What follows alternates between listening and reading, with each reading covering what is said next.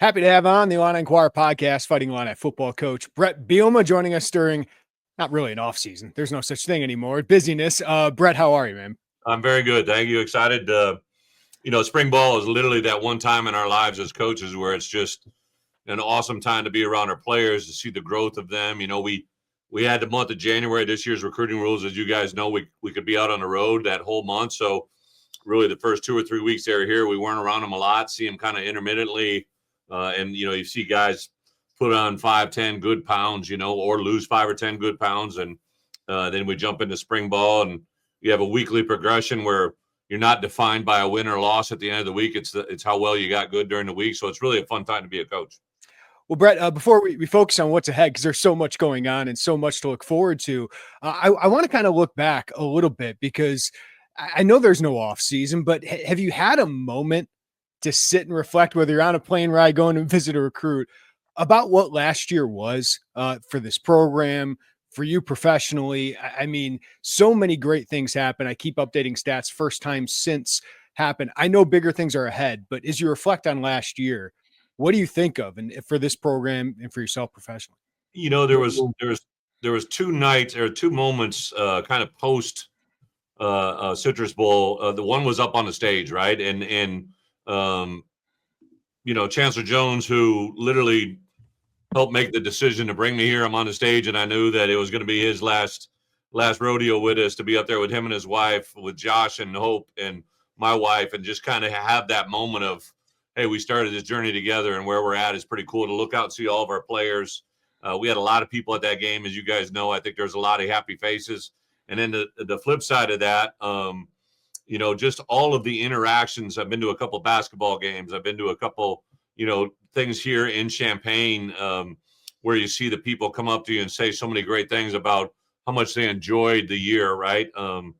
It's just kind of a really cool time to be here, and hopefully the best is yet to come. I know you don't want to make this about you, Bret, but I've been itching to ask you a follow-up to something you said after the Citrus Bowl. And you talked about how when you came here after what happened at your last head coaching job, that you wanted to prove that you could do it and do it your way. Well, your way is working so far here. And I know you got bigger plans ahead, but what does that mean to you that your way is working at a place where a lot of people's way hasn't worked? I get it. Great question. I probably said that just meaning that, I knew I was going to evolve as a coach, right? So I made decisions that need to be in place early on in the infant stages of this, 5 years ago, coming in out of COVID. And the way we've used the transfer portal now really mirrors to what we did at the beginning. I just didn't know my team in that first year, so I really couldn't decide what I could or what I couldn't do on the roster, what we needed to do. So it took a year to kind of formulate that. But I think what we're seeing right now and last year was the use of our roster that we have in combination with the NFL style personnel department I installed literally in day one when we came here. The college director and high school director, there's a separation of the two because there's 2 totally different recruiting models. One is more acquisition, one is more evaluation. So it's to see that all come together. And then to be honest, Joey, I know Jeremy, we were talking about the combine before we got on, right? So I saw a tweet yesterday. I've really tried to refrain my tweeting impulses, but I saw a tweet that had, I believe, 4 SEC teams, one of them being South Carolina, that had 11 plus players at the combine. I think 2 of them had 11, one had 13, one had 14. I think it was Georgia, Ole Miss. I forget who the other team was, South Carolina. And I'm like, South Carolina? I'm like, they have 11 at the combine?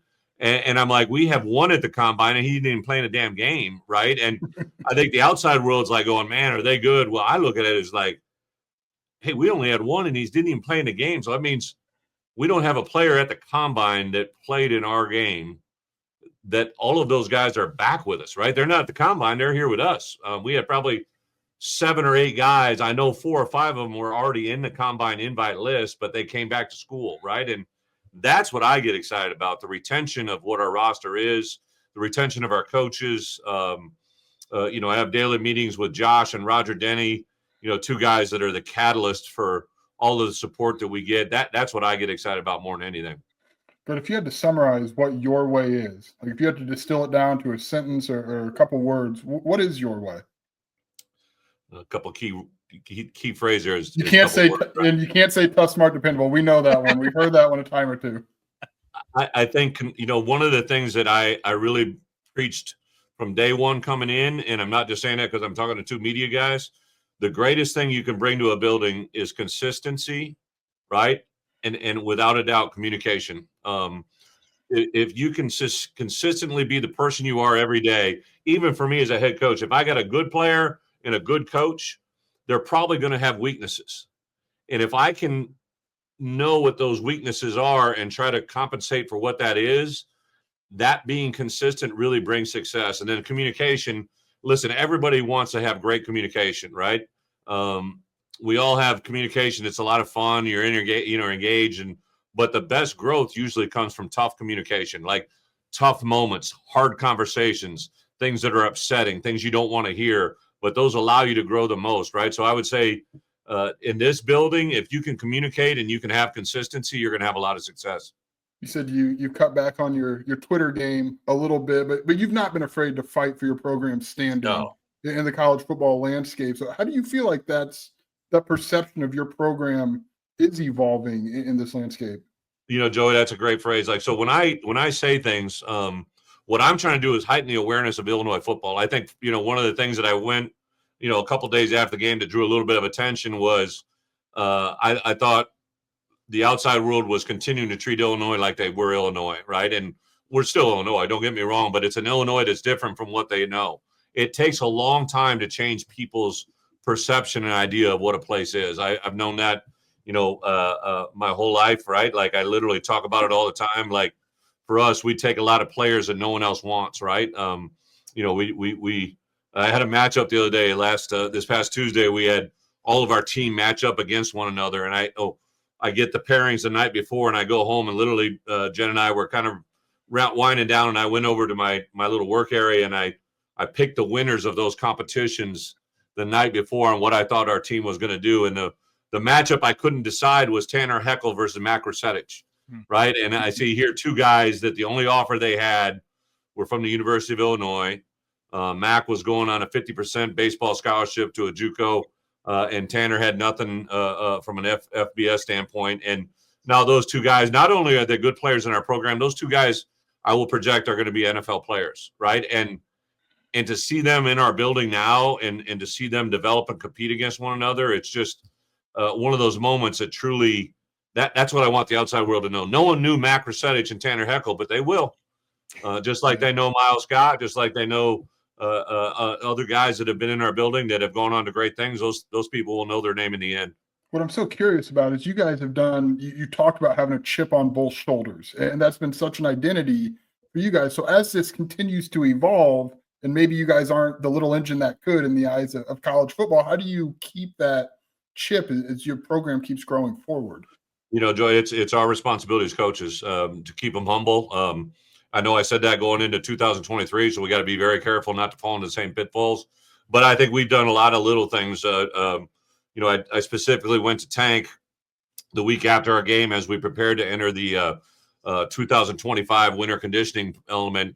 We did a lot of things similar to what we've done, but we changed a lot, right? We did little things and tweaks that if you're a guy coming back in this building for his second, third, fourth year, Xavier Scott and Gabe Ackus are literally at their position probably one of the premier players, not only in our conference, but in the country. And I want those guys to feel they can't get comfortable, right? And, I wanted to take Melvin Priestley and J.C. Davis, two premier tackles, and kind of switch it up on them on their preparation. Both of them have had, 7 great weeks of winter conditioning. Luke Altmaier, who really made a big jump from a year ago to get to this year, now he's got a group of different receivers that makes him be different than he was a year ago. He had to build new relationships and grow the ones from within. So there's a lot of little things that I think will continue to keep us on edge for the future.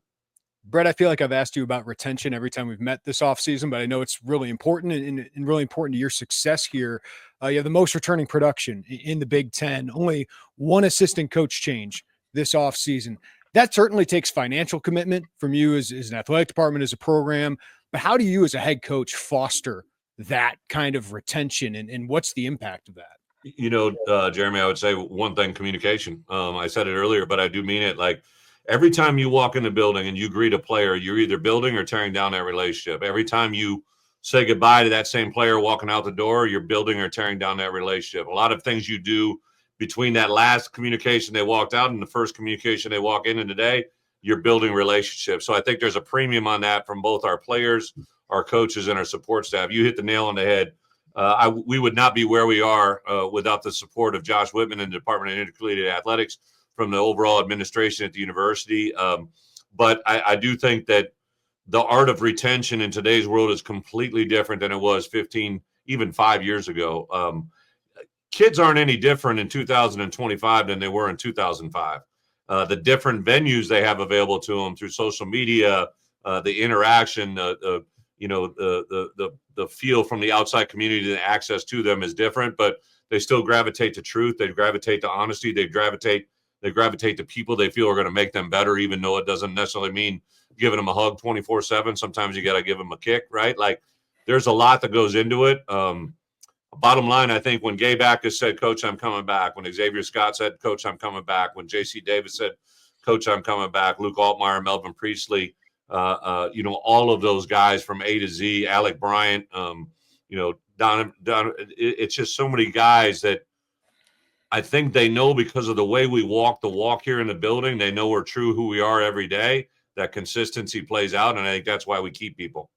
Bret, you announced Nate McNeil coming back, a third stint for him in the recruiting department. In college, man, this personnel department's looking more and more like the NFL, like you said, acquisition, evaluation. So how has your NFL experience, those 3 years, kind of shaped how you've approached, roster management and your personnel department, especially with the revenue sharing era coming up? I didn't ever see that coming, right? As a college coach, I grew up in this profession as an assistant to a coordinator to a head coach, and I didn't see the whole 3-year stint in the NFL coming to life, but I'm so grateful I did. I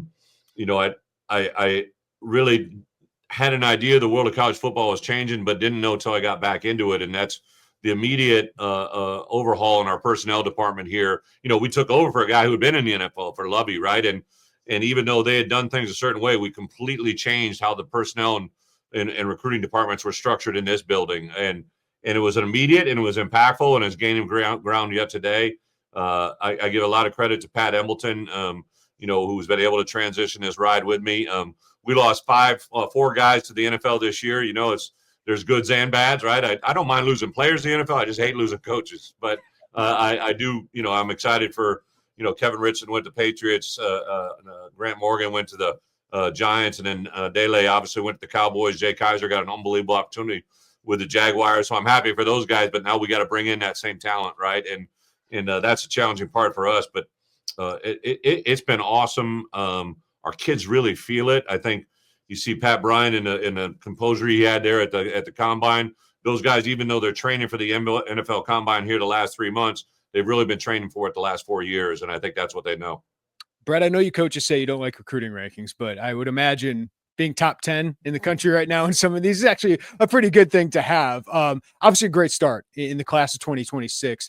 What do you credit that to, and how do you keep pushing? How do you keep building on that? You know what? Jeremy, you and Joey followed us closely, right? Like, we really haven't changed who we recruited, right? Like, I really don't care who's recruiting somebody. I really don't give a shit who's not recruiting them, if you know what I mean, right? Like, I just really recruit who I love and who I think can play. That's why we have guys in our building that have no recruiting stars that are playing at a high level for us, right? But I just tell our coaches all the time, stay true to who we are. Now, what's begun to happen is, we went after those kids my first 3 years, but they wouldn't talk to us. As we've kind of chipped away at this thing, now the best players in our state, whether it's a guy here in Illinois, if it's a guy in Ohio, if it's a guy in Florida, New Jersey, now we got a little bit of a reputation. Now those guys, instead of just talking to us and being nice for a while, now they're coming and visiting us. And I always say this, man, when you come to Illinois sells itself. We got to do what we got to do to get you on the plane. But these kids that are coming our way now are kids that have been here on campus. And they all, when every one of those kids comes and sits down in my office and talks about what he feels, the answer is always the same. They feel the family. It's not just a slogan. It's not a fancy way to say it. Definitely not a fancy way to spell it. It's about what they feel. And I think that's what's making the difference for us. Brett, you mentioned Pat at the combine. I want to read a quote he said to you, and I want you to kind of want to see, or a quote he said about you. I want to see what that strikes for you.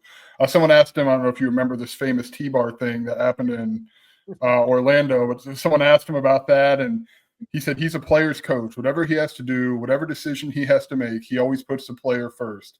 That's South Carolina sideline. That's Coach B. He brings the energy. We stand behind him no matter what, because at the end of the day, you've got to believe in that guy, man. He's our head coach. He's had great success at every level. When you hear your guys on the stage going to the NFL saying that, what's that do for you? You guys have been in our building, so we have a couple things walking in, walking out. We have 4 things walking in, walking out. We have the tough, smart, dependable. But one of the driving forces to our program that we talk about every day when you wake up, there's 3 things that I believe I've never written them down. I've never put them on a wall. I've never, done anything. I preach them all the time. So every day when you wake up, if you could do these 3 things, you can get up and be the best, do the right thing, right? Like, so whatever that means, if you're supposed to be going 40 miles an hour in a 40-mile-an-hour zone, if you're supposed to be on class, if you're supposed to be in a study hall, if you're supposed to, sit up and make a seat on a bus because there's a lady that needs to sit down in your seat, like, do the right thing. The second thing is be respectful of everyone. We have 50,000 students on this campus, and not all of them are from Champaign, Illinois, right? We got people from all over this country, all over this world, 15,000 foreign students. Like, if this world can understand, the more you respect people that don't look like you and act like you and talk like you, the more we can all get along, the better off we're all going to be. And the third thing, and I think Pat's kind of saying it right there, is just be the best you. I think what Pat was saying there is Coach B is who he is, right? I started to walk across the sideline to attend to one of my players, and I was upset about something that happened in the game. And it was the first time I could just express how I felt to the person I felt it towards, if that makes sense. I didn't go over there with the intent to do it. It just kind of happened. I was just kind of me being me. And when I was walking back, I had my back to the sideline. I had no idea what the hell was going on, right? And I was on a defensive headset because I was telling them Jaheim Clark was injured. And Jaheim, a lot of people thought we had guys taking injuries and fainting. In that game, we had 3 players that the trainers had to come on the field and tend to. Those 3 players were Jaheim Clark, Malachi Hood, and Miles Scott. Jaheim and Miles Scott never came back in the game. Miles Scott actually had to have surgery on the injury he had. Like, I went to go see Jaheim Clark because I love Jaheim Clark's mom and dad, and I want them to know I went to check on his son, right? That's why I went over there. Now, the other stuff was just pure shenanigans. I'm walking back, and I could see people starting to react. I saw my players walking at me, and I looked and I said to the defensive staff, I said, is somebody following me? Like, is somebody coming behind me? Because if I do I got to turn around? They're like, Coach, just keep walking. They go, you got a whole sideline behind you, right? So then I kind of turned around, and that's how that moment unfolded. But I didn't do it with any intention other than that was just me being me. And I tell our players all the time, I don't have an earring rule. I don't give a hoot what your hair looks like. I don't care if you have dreads or a bald. I don't care if you wear a hat or a stocking hat or a do-rag. I don't care. Just be you. Like, and that's what we say every day in our program. And I think that's what manifests itself into what we are today. Well, listen, Brett, we've talked a lot about the past, about your recruiting, but what excites you? You bring a lot of guys back, a lot of high-level football players who, as you've alluded to, could be in Indianapolis this week and preparing. So what excites you the most about your football team going into this year? Just simple little things, right? I come back in the building and I saw Melvin Priestley, J.C. Davis, Josh Getsky, Josh Kreutz, and at that point, Brandon Henderson was in at right guard.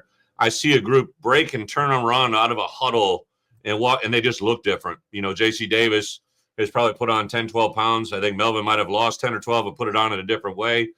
Josh Kreutz looks like as good as he always has looked, right? But then they line up, and to see, Capka Jones, his body's changed, his demeanor. Malik Elzy had an incredible competition day on Tuesday. Caden Fagan looks like Caden Fagan always looks, right? So to see returning players continue to grow and turn into the young men they're going to be, but now to add these new guys, right? Like, I'm telling you, wide receiver, this is probably the best talented wide receiver room I've ever been a part of in my entire career. Like, from A to Z, those guys, Malik, Cap, Hank Beatty looks incredible, right? And then to bring in new guys, J-Bo, Clement, Braden Trimble as a freshman that everybody's talking about. I mean, like everybody, offensive player, defensive players, kickers who don't know nothing about wide receiver play. They're like, man, look at Braden Trimble, right? I'm like, amen, brother. And then just on defense, right, to see so many of those guys, it literally, it's an exciting time for all the right reasons. But, like you said earlier, and I mean this with all due respect, we got to knock that chip off their shoulder on a daily, right? Like just continue to challenge them to be special. I know I said it in my presser the other day. You guys have heard me, but if you're hearing it twice, I tell you they're hearing it. Our biggest opponent next year is Illinois. It isn't anybody else, and I think our guys know that right now. Brett, just to wrap up, I was going to ask you, I mean, you mentioned Heckle, you've mentioned Trimble, some younger guys. Like we know the starters, and they're going to take some steps forward. The transfers, obviously everyone's talking about.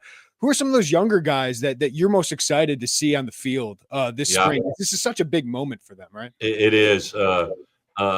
Angela McCollum is a different person than a year ago. Brandon Hansen, I literally was walking by him today in the chow line, and he's just – I know he didn't, but it looks like he's 3 inches taller and he's 3 inches wider, and he just runs and the smile and the energy in his face. You see a guy like Alex Bray this morning won a competition against all the other D linemen that you can just see the confidence he's walking with. Guys that we acquired a year ago that have now been in our program, Daniel Brown, the transitional guys. I'm telling you, we took 12 portal guys. I would say 10 or 12 of those guys I think are not only going to be in our two deep, they have a chance to challenge for some of these opening roles that we have open. Alec Bryan, I was giving him heat, man. He had a pair of tidy shorts on the other day. Said, hey, bro, just go change in a pair bigger. I don't need to see you, in those shorts. Looks like he's auditioning for a Broadway play, a musical, right? Like they're just real tight shorts, right? Like the growth of those guys. And then to sit in a staff room and hear the continuity of the coaches that I have and where they're at and what they're doing, that's probably the most exciting thing for all of us. Yeah, but it's funny when we asked about younger guys or what has to excite you, you went with 3 offensive linemen first, which is very par for the Bret Bielema course here. But I know you've had to fight against the running success that you've had because everyone, even today, someone said to ask Pat, they said, hey, he likes to run a lot, but boy, you guys sure throw. And those of us who have followed this, like, I don't know, man, they've thrown it quite a bit recently. So how much do you have to kind of fight against that? And I mean, the tape and the stats show it, but I feel like a lot of people have that burned in their brain that you just run it and you're like a wing T guy. It's funny, Joy. Like when you're in recruiting, everybody doesn't realize this. Everything's recruiting is you're kind of just selling yourself, but you compete against other schools, right? And these other schools are throwing out statistics from my career 10 years ago. I'm like, hey, bro, let's get relevant, right? And I credit Barry Lunny, Luke Altmaier. Like Luke Altmaier will be the first to tell you he's a very, very, very talented. In my opinion, I've had my last several quarterbacks. Brandon Allen's still playing in the NFL, right? A guy that started 3-year starter from in Arkansas. Scott Tolzien, who was my first ever quarterback I ever offered in the country. He's now the quarterback coach for the New Orleans Saints, was with the Cowboys last year, right? So I think we do know quarterback play, and Barry's kind of accentuated that. But I think Luke would be the first to tell you, you take a look at the end of the year, right? The South Carolina game, the Northwestern game, we had more success throwing the ball when we had better running the ball, right? So that's been our struggle, is to get that balance. And I think that balance is in place. I think as coaches, we know it, as players, we know it. And that's probably more exciting than anything else.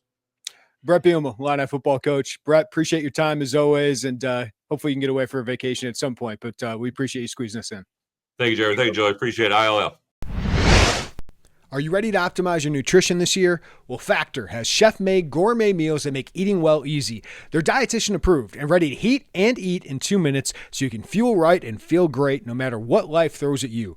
Factor arrives fresh and fully prepared, perfect for any active, busy lifestyle. And with over 40 options across 8 dietary preferences on the menu each week, it's easy to pick meals tailored to your goals. So you can choose from preferences like Calorie Smart, Keto, or my favorite, Protein Plus.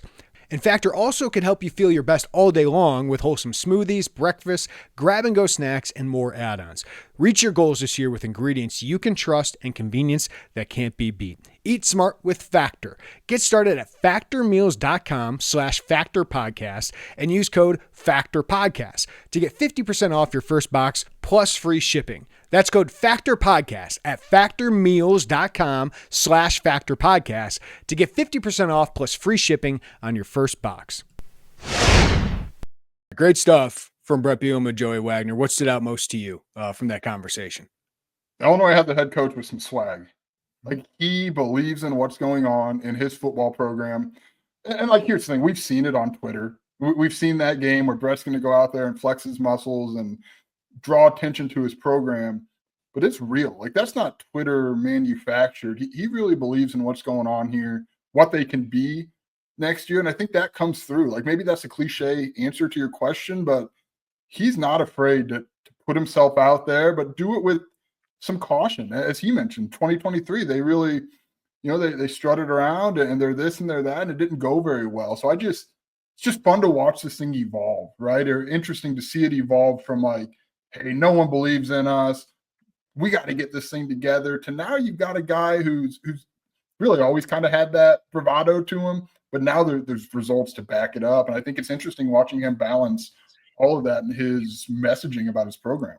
Yeah, he's flexing about where they're at, where they've been, as he should. And I love, you mentioned fighting for the program. Like, that's true. Like, he does it on Twitter. He does it with that T-bar. And hey, the rule changed today. We ran out of time. I wanted to ask him about those things. We'll follow up with them in spring ball with all of that. But, he fights for his program, but then also internally, he's fighting against complacency, because it felt like it happened after the 2022 season of, oh, we've arrived, we're 7-1. Well, then you went 1-4 the rest of the year, and you went 5-7 the next year. So to get guys like Gabe Akis back for another year, Dylan Rosiak, Josh Krutz, Josh Geske, even Luke Altmaier, guys who have been through it, right, and saw how 22 didn't equal 2023 success. Xavier Scott, like all these guys, who have been there through that. Al Bryant's even won. Like, they've been through that. Now, how do they learn from that? Because we could talk about college football playoff. That's hard to do. It is hard to win 10 football games, right? It is hard to win 9. It's hard to win 8. This program has shown this, even in the Big Ten, even when you have an easier schedule, at least on paper, it's never easy. So I do like that he's fighting for his program, saying, hey, we're going to be good. I'm excited about what we're going to be, but our biggest opponent is ourselves. I think that's phenomenal messaging to his team. Yeah. And again, like, we know this because we've sat in enough of these. 95%, with Bret in particular, it's like 75% to his team and 25% to recruits. And anyone else who hears it, good for you for hearing it. But that's, and he's not alone in that. Like, when you're press conferencing, when you're doing podcasts, when you're recruiting, and you're making sure your messaging is on point. We see it in men's basketball. I think you and Derek have talked a lot about that, Jeremy, over the last month or so. And it is a balance to strike, because at the same time, like, as much as you want to foster that chip for your team and kind of keep this feeling that's made you take these strides, you also want to tell recruits in the same breath that, hey, we're going somewhere. We're not just this little plucky underdog that, achieves here and then falls back. Like, it's got to be a hard balance to strike. I think he's found a tone with doing that. The other thing I wanted to bring up, unless you have something to add to that. The other thing I wanted to bring up, do you have something? I was just going to bring up some of the players that's it's 100% what I was going to bring up. Was there a young guy that surprised you that he name dropped? I will say I felt kind of good. We dropped the 10 players to watch, like the underclassmen, and I was batting a pretty good percentage on some of those guys. But any name that jumped out at you? Go with your name that you want to talk about. Braden Trimble? Yes. Yeah, I've heard quiet. Yeah, and we thought he was a really good get for Illinois. Ended up being a 4-star prospect.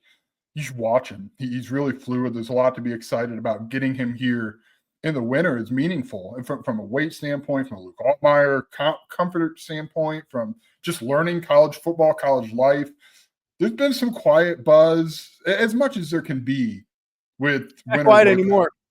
That's right. But going into this, like, you had heard it come up a little bit, heard his name come up a little bit, and you've got to take it with a grain of salt, because it's winter workouts, and there's like only so far you can be impressive, I would imagine, in those.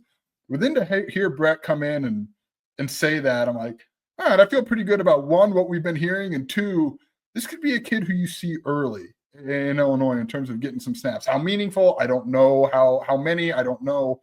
But that is, you talk about everyone likes a freshman to watch. interesting hearing the head coach come out and stand up and kind of shout his name like he did.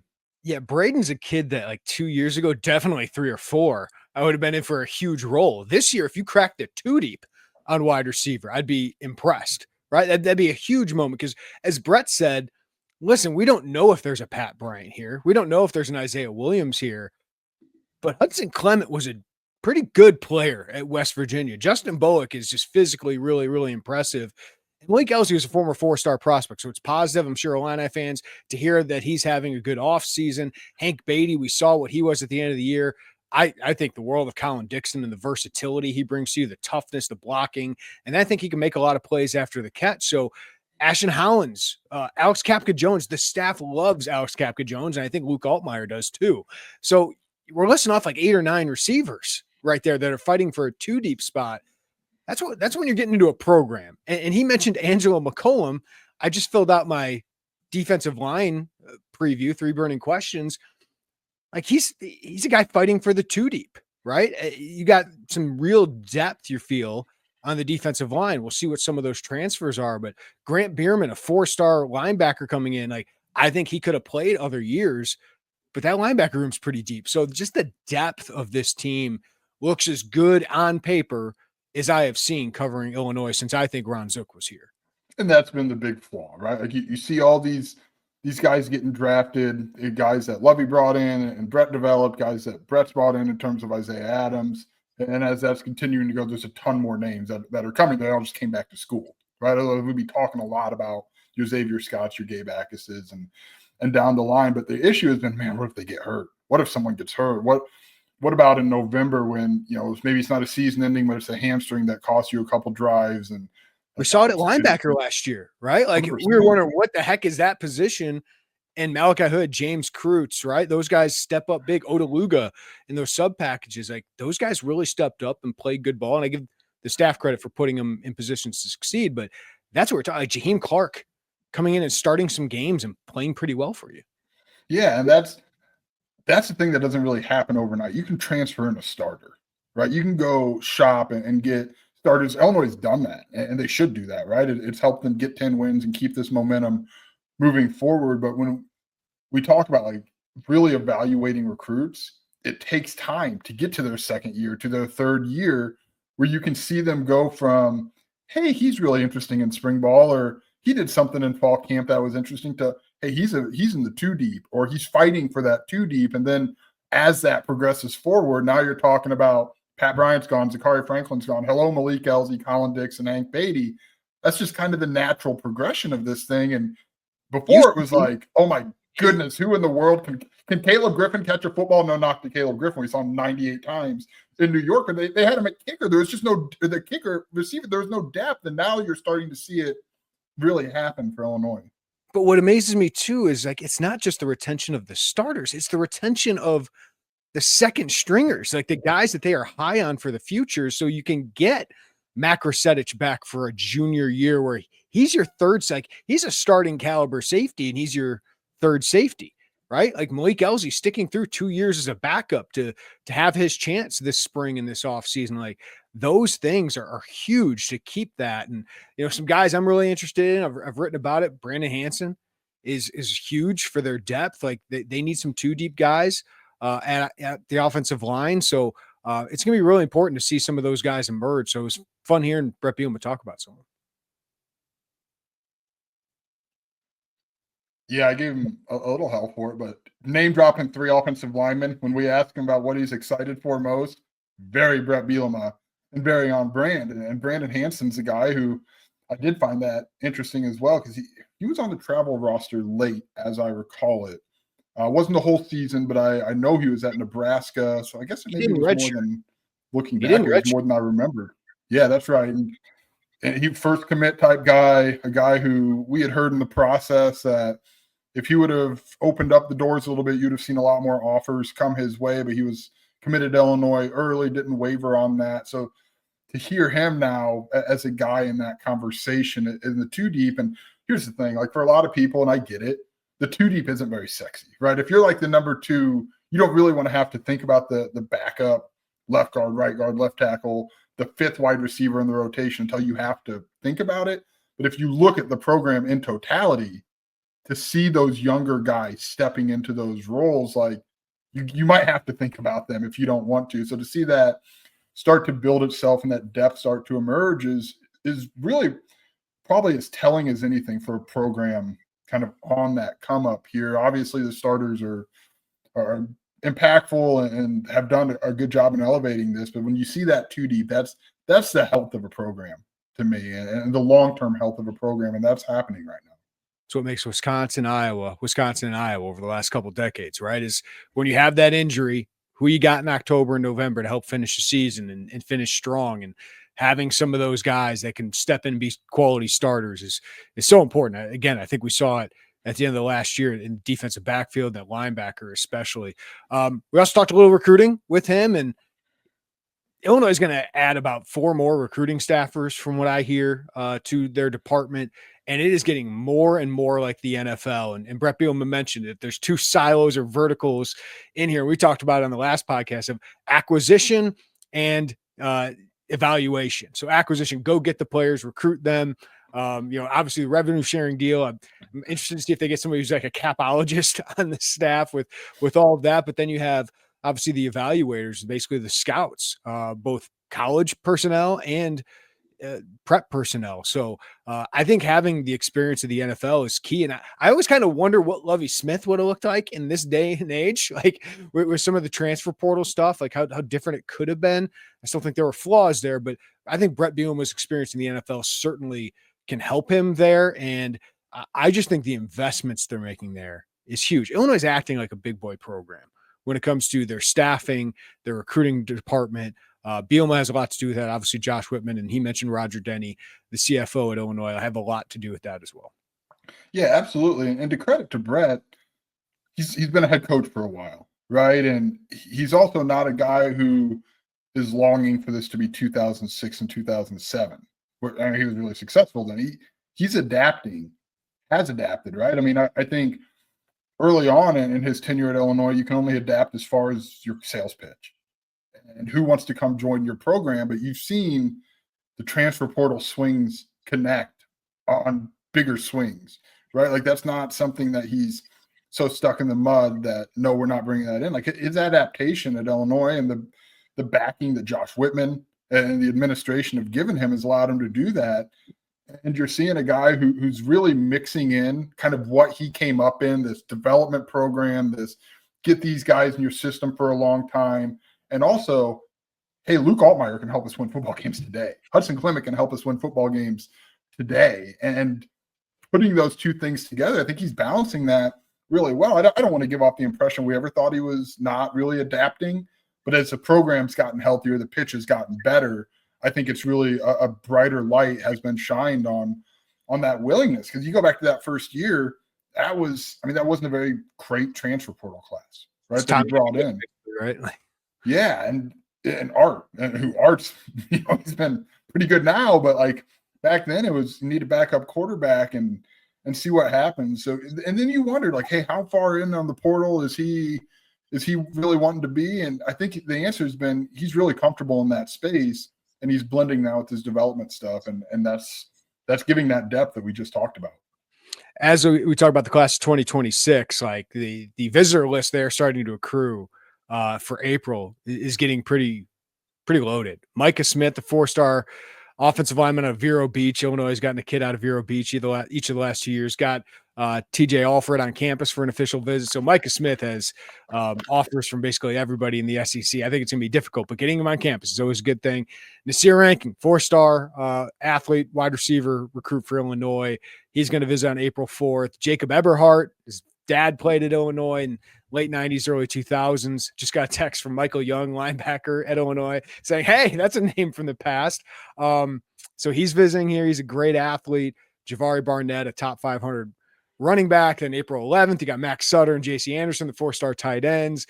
James Johnson was scheduled to come to Illinois, 4-star defensive lineman. We'll see if he makes that trip. A couple 3-star prospects out of Florida as well. So it's going to be a huge month. That list is only going to keep growing, Joey. But they got some momentum to sell. And obviously they want to add more to this class before they get to the huge month of June as well, because both those months are becoming huge. But April, the timeline has moved up, and if you can add a couple of those in-staters, it'd be pretty big. Yeah, again, adaptability. I thought they had done a good job on figuring out the June recipe. And now it's like, okay, hey, it's April. So, and they push that up. And even with some transition in that department, it looks like they're really well equipped to go into the month of April.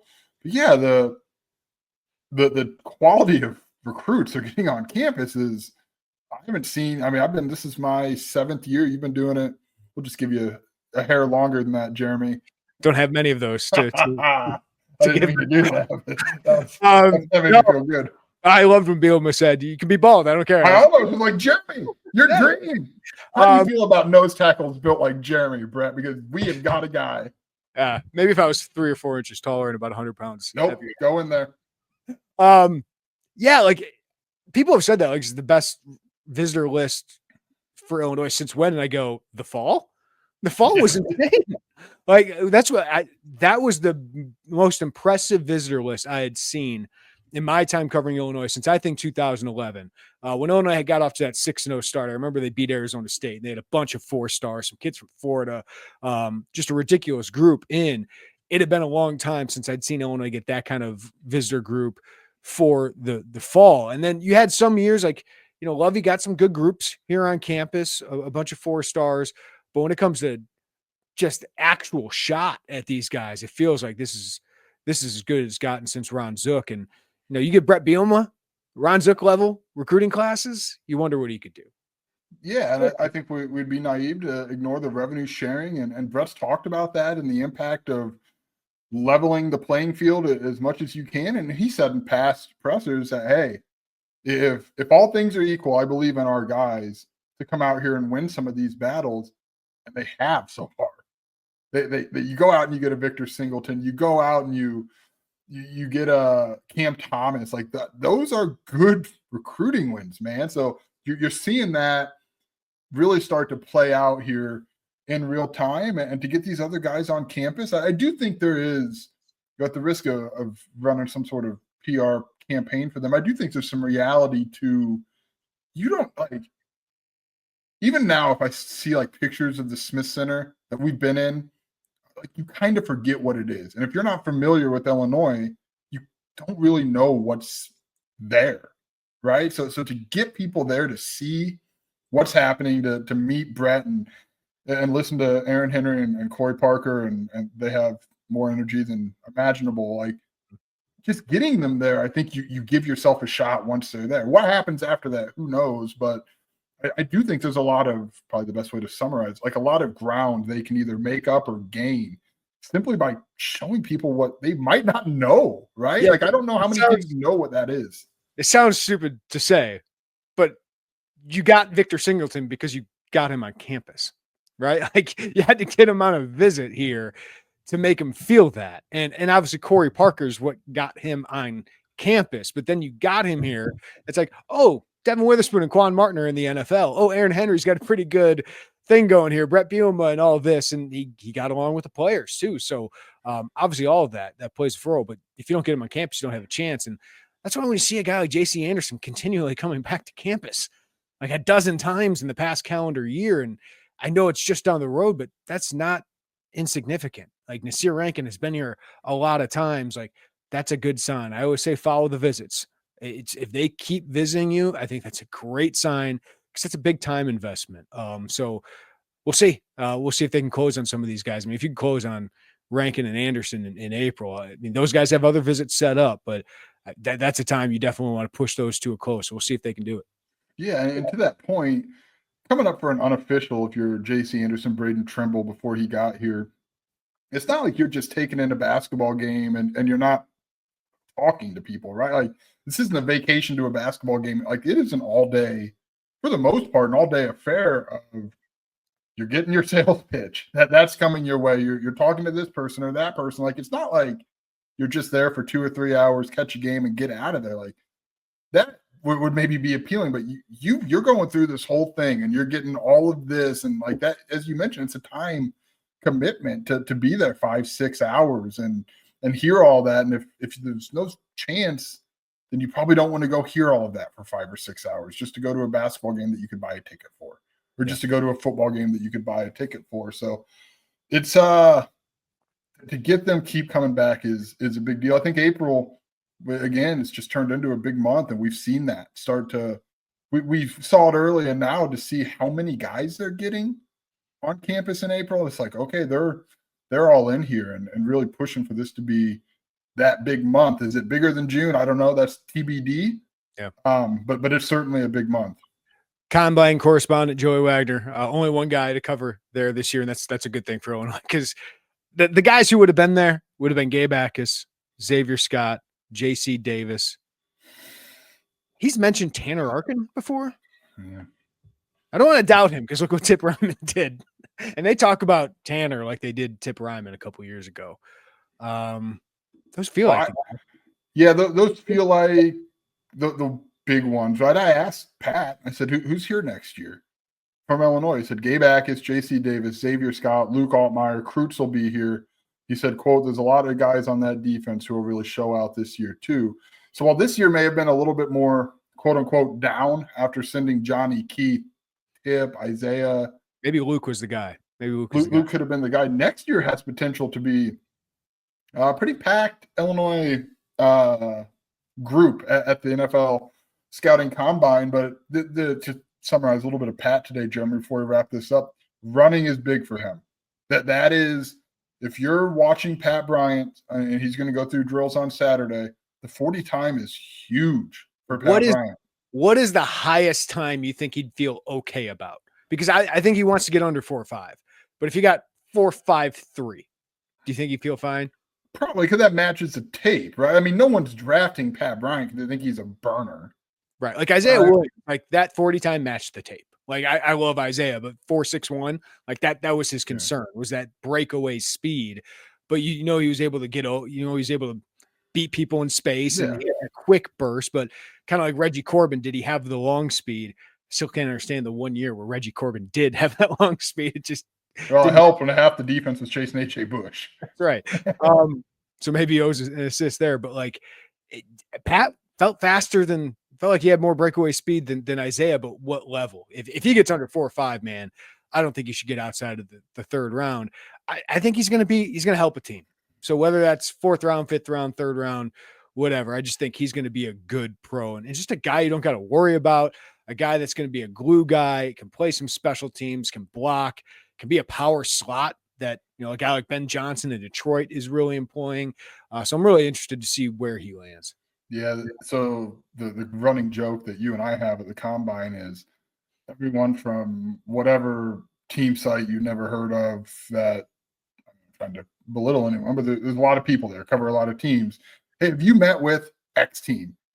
And it's always like just over a 15-minute stretch. It's just random people, the Raiders, the Giants. And it's like, okay. Like just to get that tweet out with a picture. Just to fire off the tweet that's not going to matter.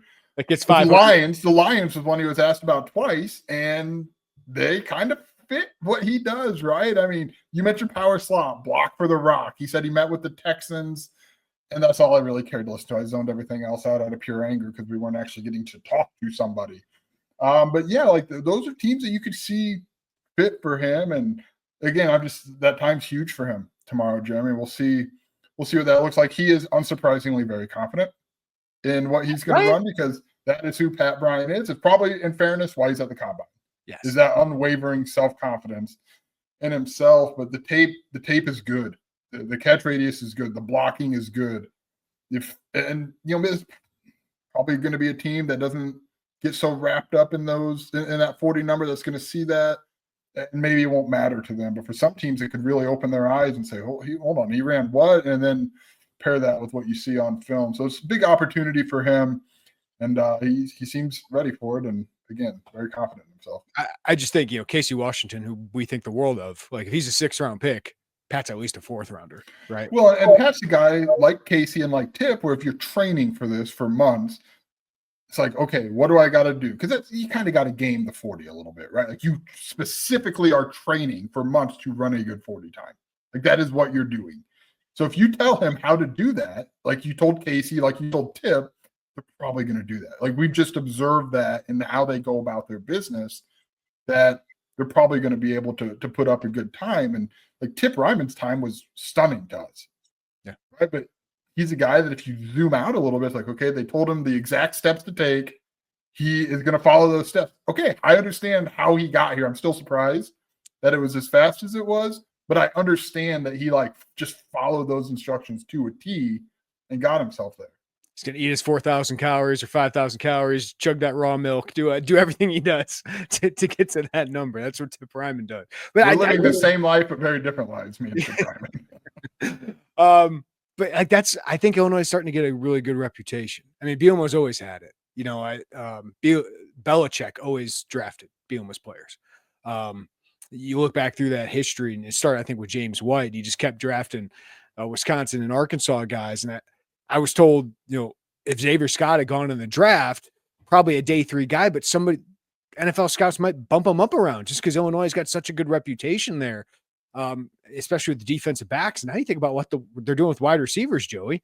They had 2 in the NFL last year with Casey and Isaiah, and now you get Pat Bryant in there. And now you think of the next one, whether it's Hudson Clement or Malik Elzy or Hank Beatty, whoever it is, like Illinois is starting to get a reputation there that it can help them throughout this pre-draft process. Plus, you just have this pro mindset. I just think Bret Bielema has got this kind of pro mindset. He treats them like adults, and you know, they run NFL style stuff that I think prepares them for this moment.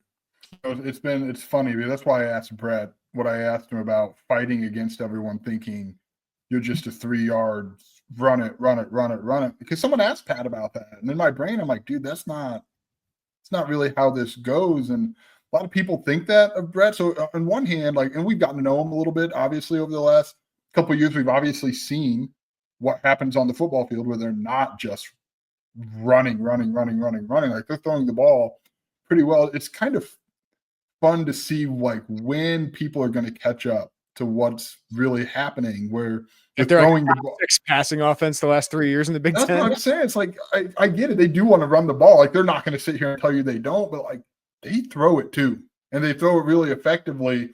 And then like, I just think like for people to see more of Bret Bielema than just a T-bar, right? Or just whatever, and kind of hear what he said. I thought he was really great with us. And you learned a lot about who he is day to day, stuff that maybe we'd observed, but you kind of hear it there. And it's like, there's a lot more than just some guy who likes to run the football a lot and throws a T-bar up and tries to stir up some stuff. But I tell you, I don't mind having that in a head coach. No, right? Yeah, and I'm not trying to say it's a bad thing, but there's a lot more there. And I think that's it's like Brad last year in the NCAA tournament.